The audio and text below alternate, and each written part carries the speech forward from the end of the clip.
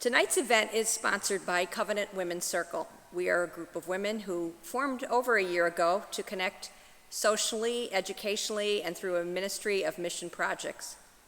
Our objective has been to create an inviting space here at Covenant for not only engaging our congregation, but also welcoming individuals from the community.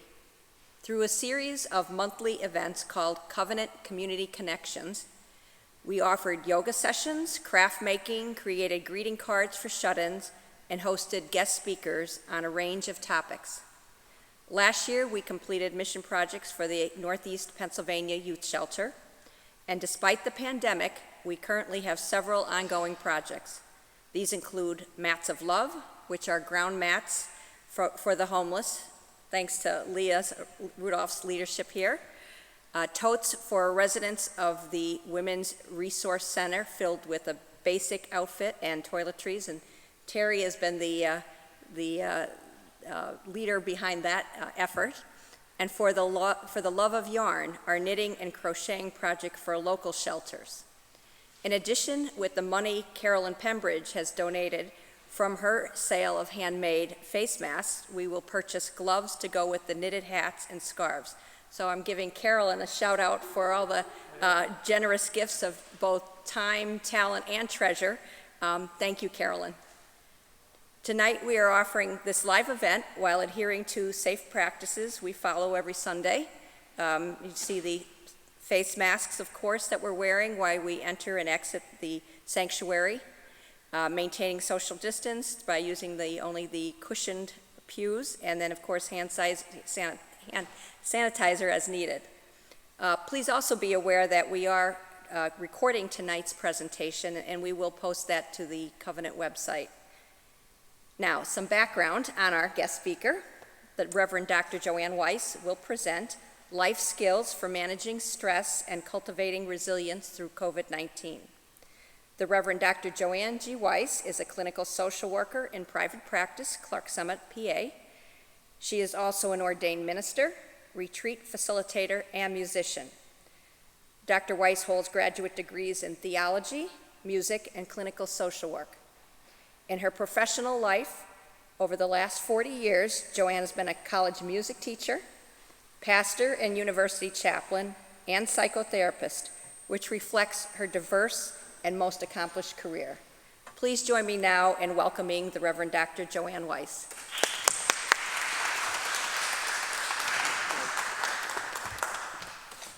I don't know, after an introduction, I always am waiting for somebody else to stand up, really.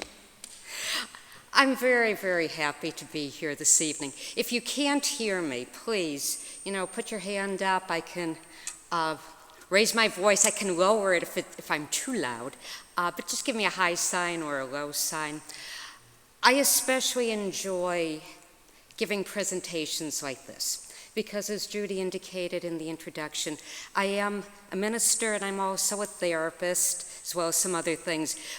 But I love it most when I can give a presentation with both hats of minister and therapist, where those things come together. So when Judy asked me if I would do this, I was delighted to say yes, because it's a real privilege for me to do this sort of thing. It's never an imposition. And I wish we did not have to sit here with masks on, and I know I would recognize some of your faces from having filled the pulpit here over the years, and I do want to say, Scott and I finally got to meet in person. Because, of course, when I'm here, he's not. So again, thank you for having me. Let me get my reading glasses here so I can sort of check my notes a little bit. So I am going to be speaking tonight about managing stress and cultivating resilience, because life really is about more than just managing stress. Yeah, I hear a little whistle. Is that? We have some back feed. So do I need to adjust my voice? Okay, thank you, Steve. I just heard you will do that. Life is always, as I said, more than just managing stress. However, if we don't manage our stress, we're really not able to do our lives in the best way possible. So what I want to speak about this evening, and also have some questions. When Judy and I spoke about this, I wasn't sure if you just wanted for me to talk and blah, blah, blah, if we wanted to have questions and answers, and I'm certainly open throughout my presentation. If you have a question that is really about what I'm speaking of, please raise your hand, and we'll take your question. If I don't know, I'll say I don't know, and I'll go on. If I can address it, I will. And if there are questions we don't get to during the actual taping, I'm certainly open to staying and having some discussion afterward. So let's talk about this particular period in time in which we are living. 6 months into COVID-19, yes, and it's still going strong. Still going strong. We don't have any answers. We have no idea of how long. We have no idea when things will start to shift. We have no idea if any aspect of our lives is going to look the same. We can't know. So often, as I'm working with clients, people will say to me, I can't wait for things to get back to normal. And yet, life is lived forward, and we don't know what life will look like. Now, I'm saying that's not a newsflash to any of us here, because we're all living this on a day-by-day, moment-by-moment basis. But what I do want to say is this. In times of uncertainty, in times of ambiguity, in times of disorder, where the known order has been thrown to the wind, these are the times when collectively and individually our stressors and our stress levels are off the charts, all right? And no matter how much we may have worked with ourselves, and I have in my life, I'm 68 years old, and my journey as a minister, as a therapist, but more so as a human being. My journey has been one of deepening and growing and looking at myself and working with my things, my issues, so that in therapy I can bring who I am authentically. Now, having said that, with maybe 35 years of practices, some of which I want to share with you, every day I have to work with my stress levels. Every day. You know, there's no guarantee, and I don't know anyone that is moving through this period and doing it well. Okay? I mean, some of us do it a little better than others, but I don't know anyone whose level of stress is not exceedingly high. And there are a lot of reasons for that. Let me normalize some of this first, though. We are all afraid. Every last one of us. Okay? We're all afraid. We all have our sadness over the things that we have lost, that we can't do, that aren't going to happen. We all have our anger. And we all have to have our space to throw our temper tantrums about everything. These are all human feelings, and we all experience them. And we're all challenged to live in this day in as healthy a way as possible. Okay? And that's difficult. We're a community of faith. We have deep beliefs. We want to be able to lean into and draw from the core of who we are, which is our spirituality. And yet when we are stressed, it is incredibly hard to do that. And it does not mean that we don't have faith. It doesn't mean that we don't believe in God. It just means we're human beings and this is hard. So here we are. We're kind of all in this mess, aren't we? we all need to have practices. We all need to have things, I, with my clients, often refer to a toolbox. We all need to have tools in our toolbox to live in the best ways that we can. Now, we all have a toolbox.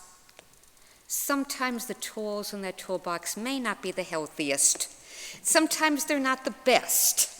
Sometimes they're old tools, that just need to be jettisoned. And sometimes we need to put some new tools in that toolbox so that we can do our lives on a daily basis. And that's what I want to speak of this evening and share with you. And you have a couple of handouts there that I will be talking about. I have to say, this is just so odd for me looking out and seeing you with your masks on. Oh, gosh. It's part of it, isn't it? It's all part of it. So let's talk about practices right now. And when I talk about practices, I'm talking about things that we do in our daily life that help us, that can help us. Now, probably all of us have some formal practices, things like a daily prayer practice, perhaps a daily scripture reading and study practice, perhaps a daily yoga practice, perhaps a daily meditation practice. I've been a meditator for 35 years, and I journal every morning. I think I'm on journal number 96. We all have, I would call those formal practices, okay? And I would encourage you to engage in whatever formal practices you have cultivated. Okay? They're important. We also, though, need to have shorter, informal, in-the-moment practices, because these are the things, these shorter practices, that really keep resetting our central nervous system. And that's what has to happen when we're dealing with stressors. Okay? Our central nervous system literally is a very nervous system. It is aptly named. Now, one of my areas is neuroscience, neurophysiology, neuropsychology, neurospirituality. Okay? I've really stayed on the cutting edge of really understanding the brain, body, brain emotions. And we know so much at this point about what happens to us in terms of our brain and when we're stressed. Okay? And we can't think our way out of our stress. No matter how hard we try, we simply can't. So let's talk about this, okay? Let's talk about what goes on with us, why this is so, and what to do, because it doesn't help to just say, okay, this is why it's so. And then we say, okay, thanks very much, Joanne, and we leave.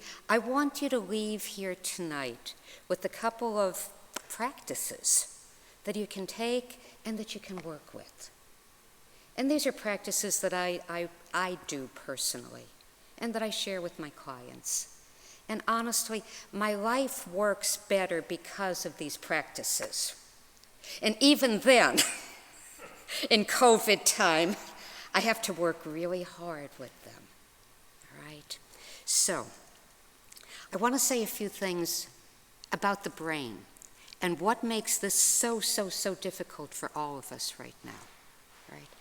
Our brain is incredibly wonderful. We know that. And it gets us in trouble. Right? There's an inherent negativity bias in the brain.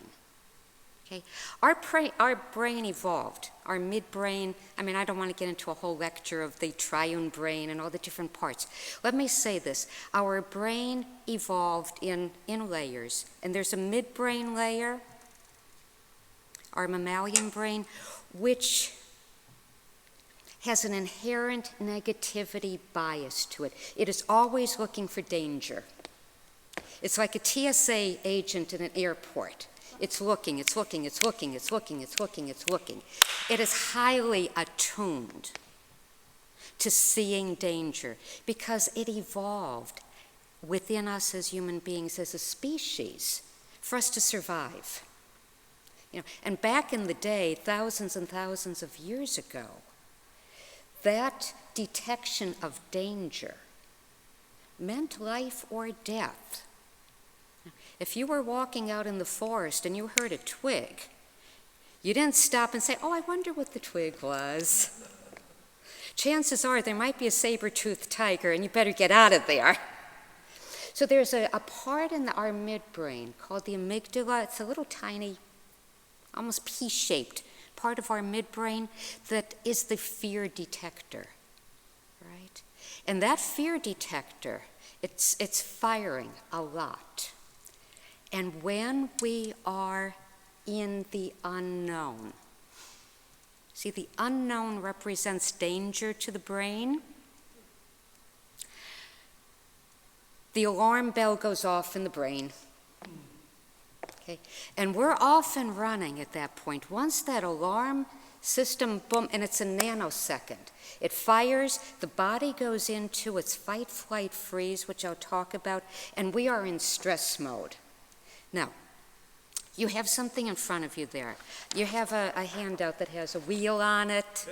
Yep, just take a look at it. And I'm so grateful to Judy for taking my wheel that I've used for a long time that I drew, and she put it in this nice format, and it's beautiful. But I refer to this a lot in my work with my clients at retreat weekends and any presentation, because really, this explains a whole lot about us as human beings, where we get stuck and how to come back. So let me say this for a moment, and then I'll talk about the wheel. I think all of us know when we are connected with our best self. We feel good about ourselves. It's like, okay, this may be going on, that may be going on, but I'm okay. I'm basically okay. We feel like ourselves. Did you ever say that to somebody? I felt like myself today. First time in a long time, I really felt like myself. Now, I think all of us have said this as well. I don't know what got into me. I was beside myself. Now, think about that phrase. I was beside myself. Right? It's like there's a self, but I was on the outside of it. I had lost my center, right? Those two dimensions are what you see here on this wheel. Okay, these are our two levels of consciousness. We are either in the center of the wheel in the hub, and that's where we feel connected. We feel like ourselves. We're connected with the sense of our spirit. We're in our body. Life may not be great, but we're okay in it. We feel like ourselves in the center of that wheel, in the hub.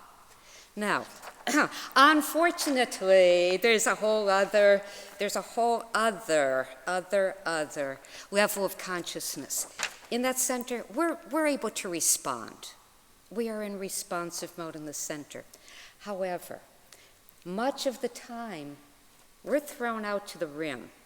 If you look out the wheel there, every wheel has a rim, right? There are spokes that take you out to the rim. Out on the rim is when we say, I don't know what got into me. We are our worst selves out on the rim.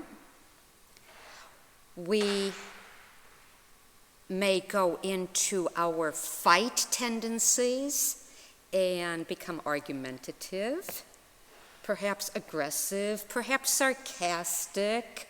Now, probably all of us know those. We may also go into flight, right? We may pull in, we may get very passive and not speak and sort of shrivel up and become very small and hopeless and helpless, okay? Or we may freeze. That's another place where we go out there. We freeze and we're just kind of like a deer in the headlights and we're immobilized in some way. All right. In times of uncertainty, the habituated energy that is within all of us and the negativity bias in the brain keeps throwing us out to the rim of that wheel. Okay? And let me say this, nothing good happens when we're out on the rim, right? Nothing good happens. If you're in a relationship, that's where you become like little porcupines with each other. You know, the things that you normally overlook are suddenly humongous. If you're living by yourself, you find yourself not able to reach out, to do anything, to even connect with the people that you care about. Nothing good happens out there. And physically, the more we're out on the rim, the more our immune system is depleted. Right? It's really important in this period right now, with the high level of stress, it is really important to work with these kinds of things to de-stress ourselves emotionally, because as we do that, we are also de-stressing our bodies. I think all of us know the basic things that we need to do during COVID. We wash our hands, we wear face masks, we keep a social distance. But if we don't give care to our emotional well-being, our body keeps responding to that alarm system in the brain, firing, there's danger, danger, danger, and we are in stress mode with all of the stress hormones, cortisol, norepinephrine, adrenaline, just flowing through our bodies, keeping our bodies in a very, very, very high state of agitation. That affects our heart directly. It affects our digestive system directly. And then everything else from there. The neurophysiology, and I've lectured on this at the medical college in cardiology classes. The heart and the gut are the two places in our bodies that are directly impacted by high and sustained levels of stress. So if we want to move through this period in as healthy a way as we can, we need to take care of the inner landscape. It's essential. It's absolutely essential. So let's talk about how to do that. These are things, I laugh. It doesn't matter if I'm giving a weekend retreat, if I'm giving a sermon, if I'm giving a 4-hour workshop, if I'm giving something like tonight. When I think about it, I want to cram in everything that I know into this. And I can't, obviously. Just know that probably just about everything that I am saying, we could expand and talk about for a very long time. Okay? And I feel the constraints, and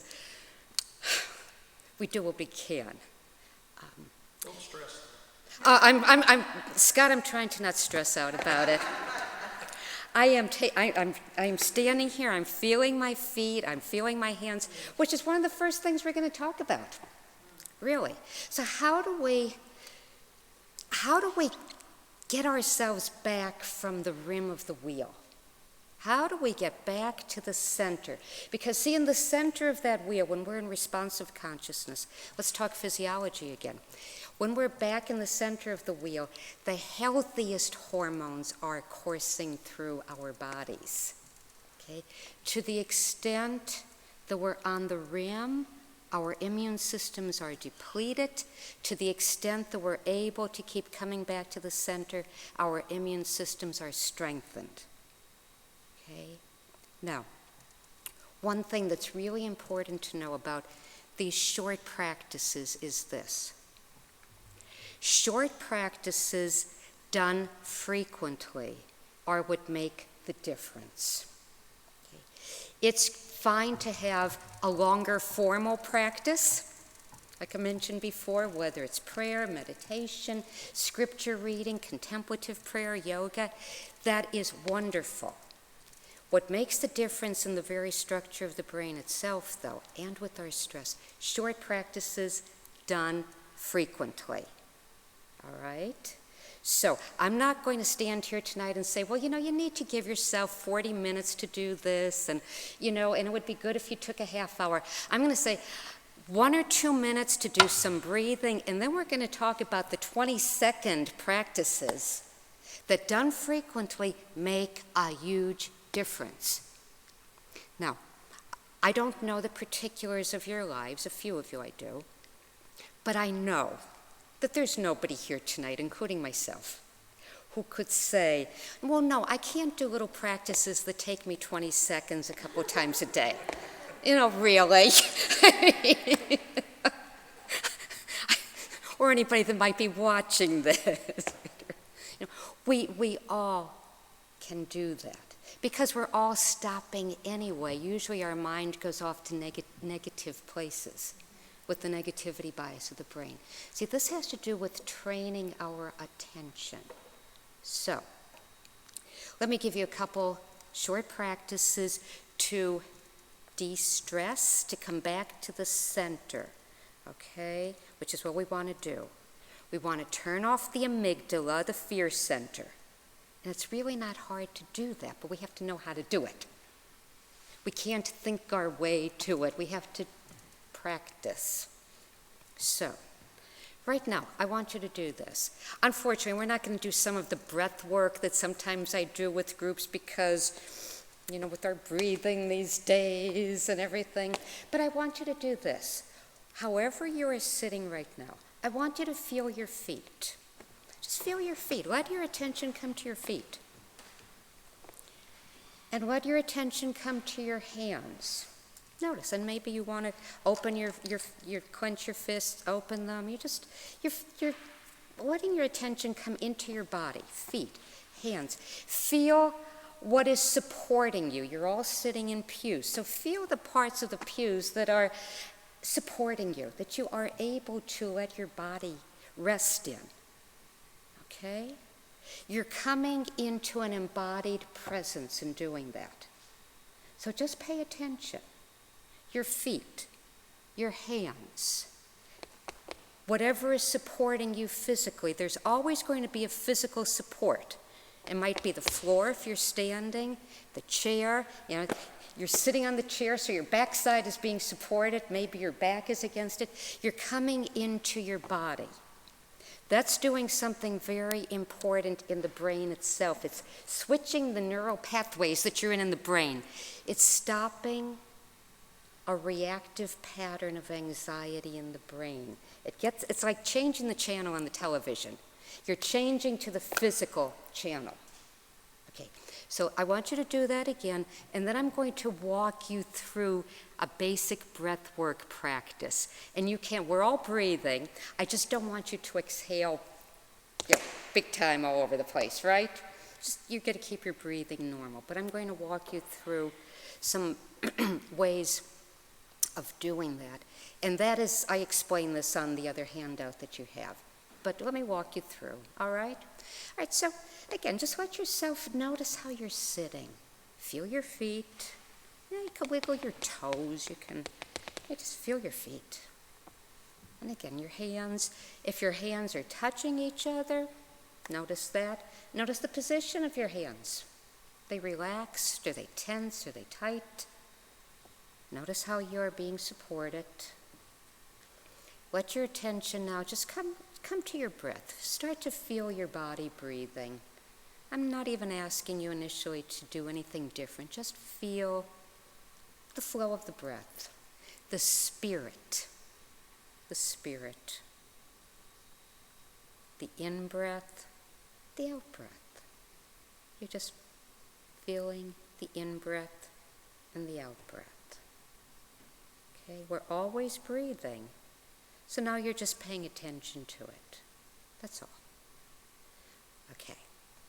If you only have 15 seconds, a little practice, do it this way, just what we did now.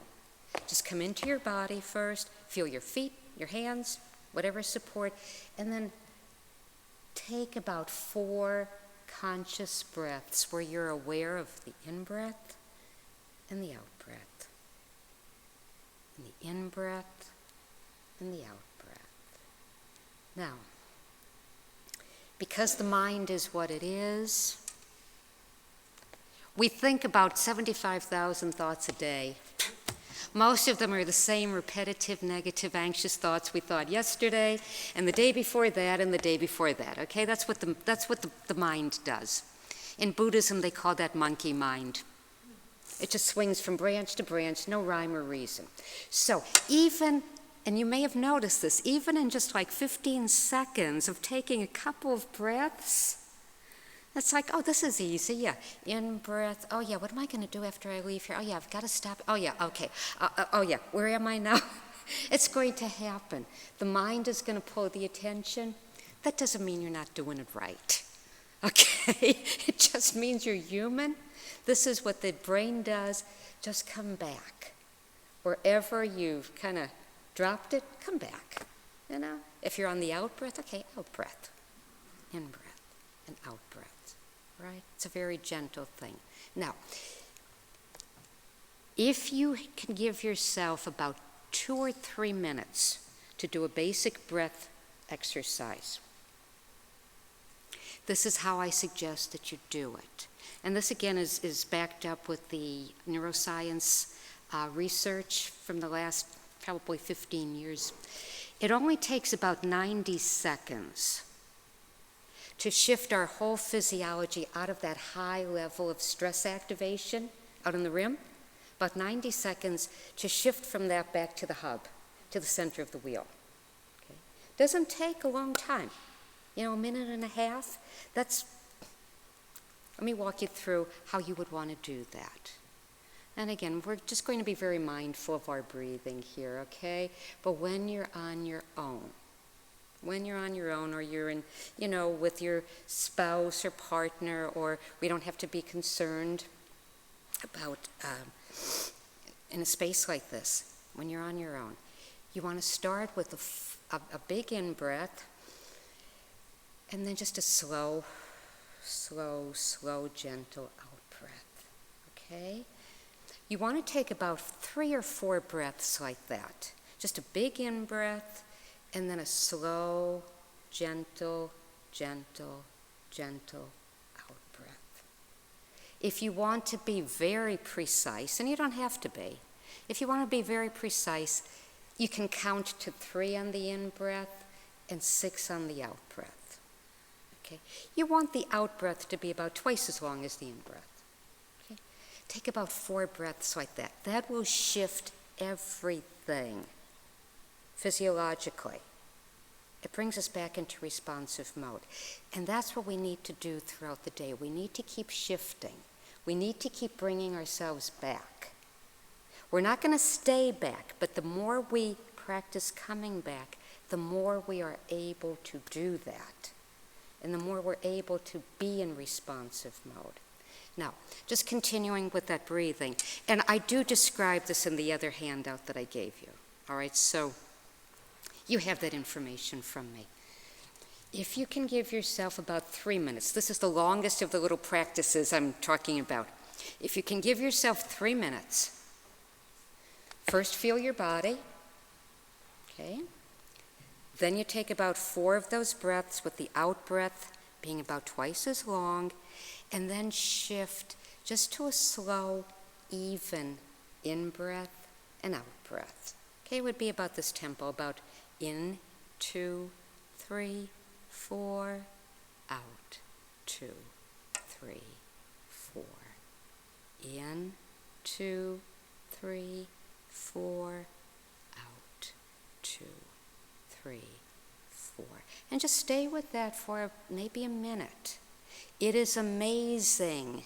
You will feel the difference in your own body, in your own emotional state when you do that. It doesn't require 30 minutes of meditation on a cushion, okay?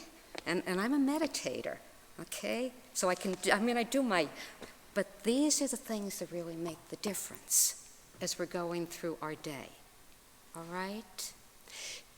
Do you have any questions? As I said, I've described that in the handout that I've given you. It's very specific. But do you have any questions about some basic breathing or about anything I've said with the brain up to this point? Yeah, Kathy, is it? Catherine, yes. Your breathing, is it in through the nose, out through the mouth, or both nose or both mouth? Well, the reason for in through the nose, out through the mouth, that's a good question. Physiologically, when we exhale and relax the jaws and exhale through the mouth, that sends a really strong signal to the amygdala to turn off its red, it's red, the red light. So many teachers don't make a big deal about, whatever is easier. However, there is that added thing of when you exhale through the mouth, it sends the immediate signal to the brain and body that it's kind of like it's sending a signal that, okay, all is well, it's safe. It's safe. It's a good question. Any other questions? I was able to answer that one. So you recommend doing this every day in your garden, is how you feel? Absolutely. You don't, that's an excellent question. As I say to my clients, these practices, particularly breath work, is probably the most important practice in that toolbox that I spoke of before. And it really is building, it's analogous to going to the gym, which we don't go to anymore anyway. But if we were going to the gym, right, and we wanted to start lifting, maybe we wanted to work up to lifting a 50-pound weight. I've never done that, so this is theoretical for me. But let's suppose we did. We wanted to work up to being able to lift that 50-pound weight. We would not start with the 50-pound weight. We'd kill ourselves, right? You start with the 2-pound weights, and then you build up. Now, in terms of breath work, literally what we are doing is we are forming new neural pathways in the most evolved part of the brain. Again, I can get into the whole brain thing of neuroplasticity, and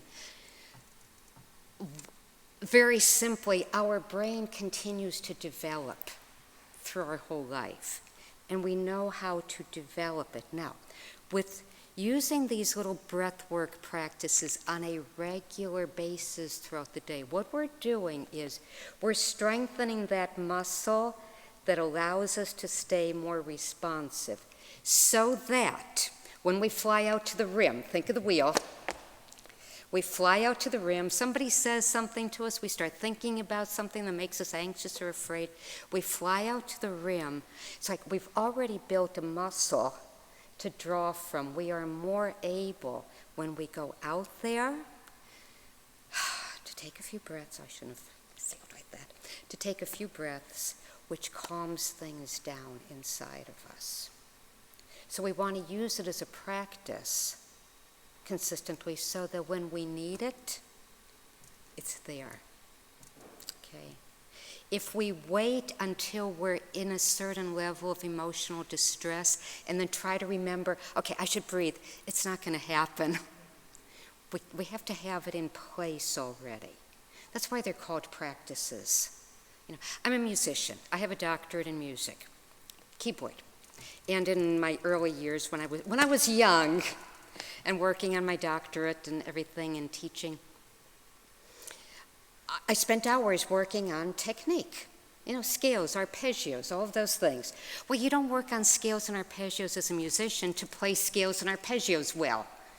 You work on them to be able to sit down and play Beethoven and Bach and Mozart. That's why we do these practices. That's why they're called practices, so that when we need them, we have them. All right.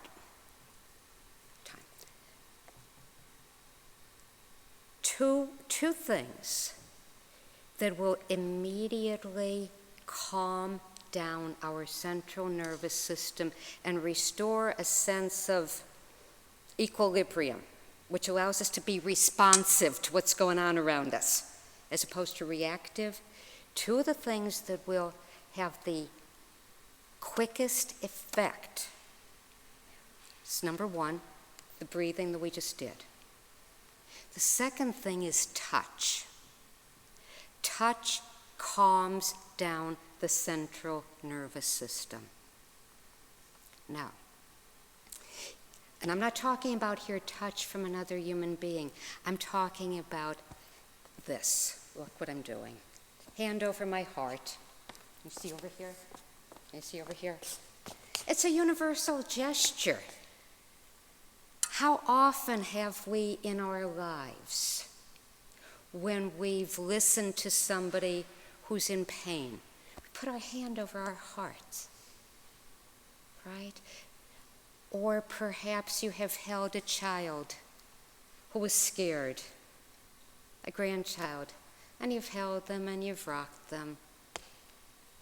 When we're scared, guess what? We're out on the rim, we're in fight, flight, freeze, which means that the vulnerable child part of us is like, he or she is out there running amok.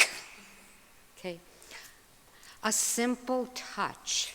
And this takes self-awareness. We have to know that we are indeed in distress. We have to recognize, I'm anxious right now. There's anxiety. I have to recognize there's sadness right now. I have to recognize there's anger right now.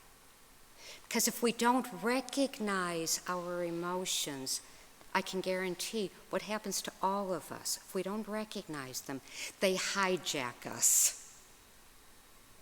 Okay? They hijack us, and then we're really in a storm of emotion until the storm sort of blows through, and then we're kind of okay again. When we recognize that we're scared, this gesture, you take a couple of deep breaths. Always combine it with the breath, okay? Always, always, always combine it with the breath, with a couple of breathing from the belly, right? Put your hand over your heart and breathe. If you're alone, so nobody thinks you're crazy, all right? Say some soothing words to that frightened part of you. The easiest thing to say is, it's okay. It's okay. It's okay right now. What would you say to a very frightened 3-year-old? Because that's usually the part of us that gets going. You know, we say, it's okay, sweetie, I'm here. Right? And that's exactly what we need from ourselves. Exactly what we need from ourselves. When there's sadness, when there's grief, when there are tears, to be able to put our hand over our heart and say, it's okay. It's okay. And for me, as a person of faith, that's where I go to some of my power phrases from Scripture. You know, when I put my hand over my heart and I'm breathing, that's when I say something like, I'm with you always. It's the last words of Jesus in Matthew's Gospel. Or, I can do all things through Christ who strengthens me. Okay? See, we're calming the body down, and then when we say either, it's okay, I'm here, or we bring a line that's really meaningful to us. At the brain, something else is happening. We're bringing back the prefrontal cortex, the upper part of the brain, which gets us out of reactive mode. Okay? So know what one of your powerhouses is to draw from. Because again, in the moment, you're not going to remember if you're trying to remember. Oh, what do I want to say? No. You know, I have a couple of powerhouse scriptures. You know, one is fear not. Fear not. I mean, I can't tell you the number of times that I will put my hand over my heart and breathe. Say, fear not. Fear not. Now, none of what I'm saying changes the externals in our lives. It changes the internal landscape. And for us to do our lives out here in the best ways that we can, we have to take charge of our inner landscape. Or else we're at the mercy of everything that's flying around. And there's so much flying around right now, as we all know. I mean, we know the list of things that are swirling around us. All right, so these two practices will calm down the physiology.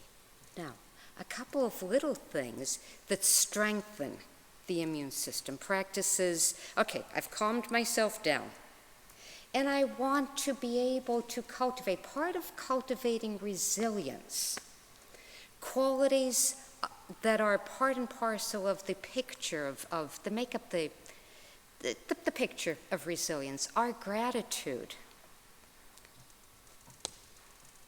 strength, wonder, awe. They're part and parcel. They are life expansive. When we're in stress mode, our bodies go like this. We contract. Okay. We need practices, number one, to get out of that contraction and to, okay. And then we need things that go like this, that really say, okay, you know, when we talk about our life as people of faith, it's about living. We've been called to live fully and deeply, with joy, with gratitude, even in the midst of, and maybe especially in the midst of. And that is such a hard task, isn't it? There's the rub right there. And it's hard. So a couple of little practices that help cultivate gratitude, awe. Let me share these. And again, these are on the handout that I gave you, so you've got this information there, okay? Probably my very favorite is, there's a Benedictine monk, Brother David Steindl-Rast. Anybody ever heard of him? He's probably 95 now. Incredible teacher, vitality, still teaching. His life's work has been on cultivating gratitude as a spiritual path. And the thing about gratitude is this: we can't force ourselves to feel grateful. We can till the soil, so to speak. And I believe as people of faith, I often say to people, I quote Meister Eckhart when he said, if the only prayer we said in our whole life was thank you, that would be enough. If the only prayer we said in our whole life was thank you, that would be enough. So here's the little practice of Brother David Steindl-Rast. It's stop, look, and go. He says words that you learned, when you were 7 years old, crossing a street. Stop, look, go. So this is one of the 20-second things, all right? Honestly, about 10 years ago, when I started, maybe longer now, really I've stayed on the cutting edge of things, as I said before, in neuroscience. They started talking about some of these little practices, right? Like this one. I thought, oh, yeah, okay, it sounds really sort of blah, blah, blah. But I thought, okay, let me give it a try. Because I won't suggest to my clients that they do things that I haven't immersed myself in. So I thought, okay, let me start practicing this. It seemed like so simplistic, almost nonsensical. I wanted things that were sophisticated, right? I mean, really. And it just seemed too simple. But I thought, try it. And I have to say, after about a month of really doing this, maybe 5-6 times a day, I was experiencing so much more gratitude. Not because I was trying to. Something had been, it's like water wearing over a rock. Sort of things smooth out in some way. So here it is. Blessings are all around us. I'm preaching to the choir when I say that to a community of faith. Okay, we all agree with that, right? You're all nodding your heads. Even in COVID times, blessings are all around us. I mean, right now, each one of us is breathing, right?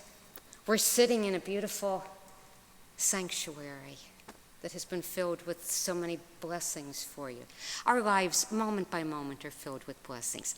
And because of the negativity bias of the brain, we usually don't notice. Doesn't mean we're bad people. It doesn't mean we're stupid. It doesn't mean we're sinners. It means we're human beings. And we notice the brain is primed to notice the negative. And all these other things are like going right off the radar screen, So they never register. They never register in the brain and in the body. And they have to register in the brain and the body in order to have a shift happen inside of us, all right? So stop, look, go. Okay, for me right now, that would mean stop. I mean, literally, it's just stop. Stop what you're doing, okay?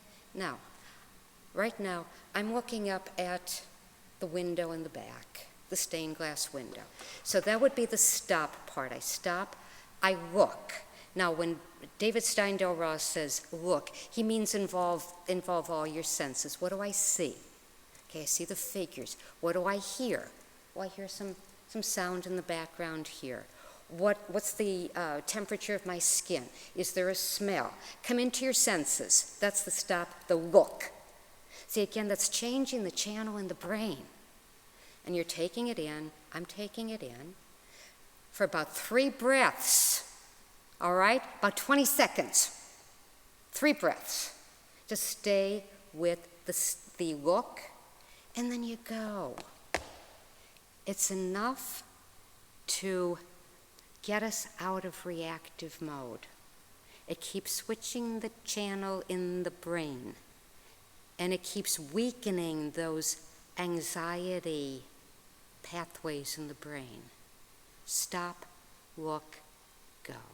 Try it. You know, just try it. Any of these things that either I talk about or you read on the handout that I gave you, try them. Except for the breath work. That's a non-negotiable, okay? That's a non-negotiable. The rest of them, try them. You know, I love that line. I guess it's from one of the Psalms.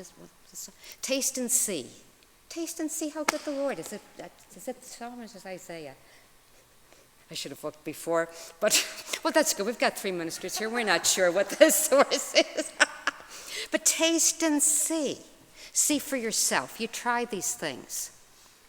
Don't try them just once because they're the short practices. You have to try them for a while to see the difference, okay? Now, questions. Are there questions about any of my blabbering here? Questions? Let me say a few words in the last couple of minutes. I'll take 5 minutes, okay? Yeah, what's about 10 of? Okay. So there's an overlay between what I've been talking about and resilience, right? We really can't cultivate resilience in a straightforward way, as I said before, if we are not first down-regulating our central nervous system. That must happen. It has to happen, because in order to cultivate resilience, that quality of resilience, which really is the ability to cope, it's the ability to rise to the inevitable distressing events in life and to somehow come out stronger. And isn't that what we want to do? When all is said and done, whatever the next coming together looks like, I think all of us want to be able to say that somehow we're stronger, somehow we have deepened, somehow our spirituality indeed has grown and has been enlarged in this period. And it is possible. It absolutely is possible to grow through adversity. All of the spiritual traditions have taught that in one way or other, that it's through adversity that the deepest growth happens, and that's resilience. We have to, in a sense, we have to trust that. We have to trust, and again, speaking to a faith community, where is our trust ground? Well, it's ground in a belief that there is indeed something more than me. That there is a loving presence that holds us all, that is with me and not against me. So, again, I wish that I could, talk for an hour and a half now about resilience. But what I want to say is this. Resilience first of all, is based, there has to be an element of trust. All right, an element of trust. And I believe, as a person of faith, I believe that first level of trust is that we really do place our trust in God. And not that everything is going to be wonderful. I mean, it's not a kindergarten mentality at all. But that God is with me. And one of the ways of recognizing that is to look back and see the ways that God has been with me. We look back at our own lives. We look back at our own experiences. And if I were giving a retreat weekend and you were all here with me for the weekend, what we would be doing right now is taking some time to reflect on some of the hard times in your life and how, in retrospect, you see that God was somehow there. And we would share, and we would be inspired by what we would hear from each other, because it's always there. So I would encourage you to take some time, look back. Look back and identify the ways that God has been with you, to renew and strengthen a sense of trust. And then trust in yourself. My next question, again, if we were at a retreat weekend, would be, how did you get through? How did you get through those times? What did you draw from? What helped you? Because we all did, right? Or we wouldn't be sitting here. We'd be curled up in a little catatonic ball in a corner someplace. We're all here. We got through. And so we remember. We remember who we are. That we indeed are spiritual beings, as Teilhard de Chardin said. We're spiritual beings having a human experience. We are spiritual beings who have indeed been held in grace in the past, and who indeed have been able, because of that, to draw forth from whatever in our own soul and to go forward. So we remember. We remember. Yeah, Catherine. It's going to be a hard question to ask. When you have someone that you love and care for, who possibly is not filled with faith, in a higher presence,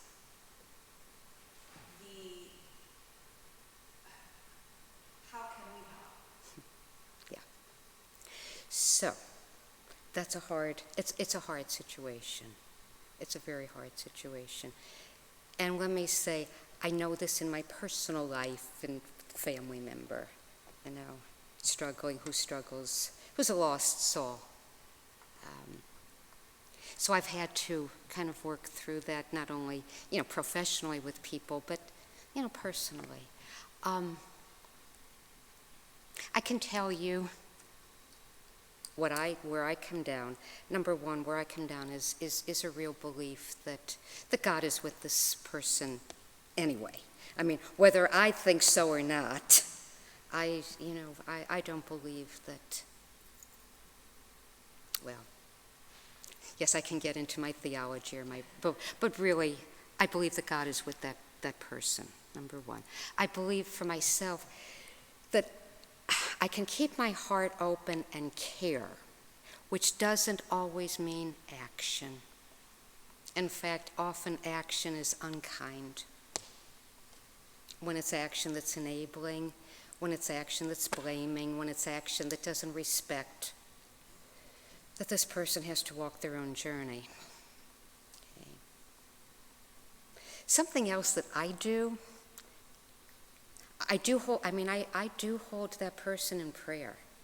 I hold that person in prayer and, keep placing them, this is probably for my own benefit, placing them in the loving presence of the sacred. And the other little piece of that, and you're probably many of you are familiar with that beautiful gesture, namaste, which means the divine in me sees the divine in you. And I often, at the level of my soul, will speak to that person at the level of their soul. knowing that there's nothing that I can do at the personality level. I don't know if that helps. They're hard situations. So I think I'm going to stop with that. I feel very privileged. I feel very, very privileged to be able to be here with you. This is my life's work, and it's an honor. It's an honor to be able to share even for a short time. So I thank you. And again, if there are questions, when we finish the formal part of this, if there are questions, any discussion, please feel free. I am here. And I think I'm going to turn it over to Carol to finish with the prayer. I feel cleansed and calm and rejuvenated. I want to tape your voice and just play it in the middle of the night when all those rabbits are running around in my brain. And I don't know about you, but let's just show our appreciation for Joanne. And this beautiful plant, we hope you'll take with you, and as you have enriched our life, stop, look, and think about the beauty of that, and remember this time that you've shared with us, because you have been a true blessing. Mm-hmm. Let's be in a moment to offer that gratitude to God. Oh Lord, we live in anxious times, but times have always been anxious. Remind us of those verses of the heart. Do not fear, I am with you. I have called you by name, you are mine. When you walk through the valley, you will not be overcome by evil. All those things that Joanne has reminded us. As she has touched our lives, help us to use that energy and calm to touch the lives of others. And as you have centered our lives in faith, we hope that you will send us out now to be that center for someone else, to be the light that guides, to be the voice of calm, the wisdom, and the presence that is so needed in these divisive moments. Send us on our way with blessings, with gratitude, and in your peace, for we ask it in Christ's name. Amen.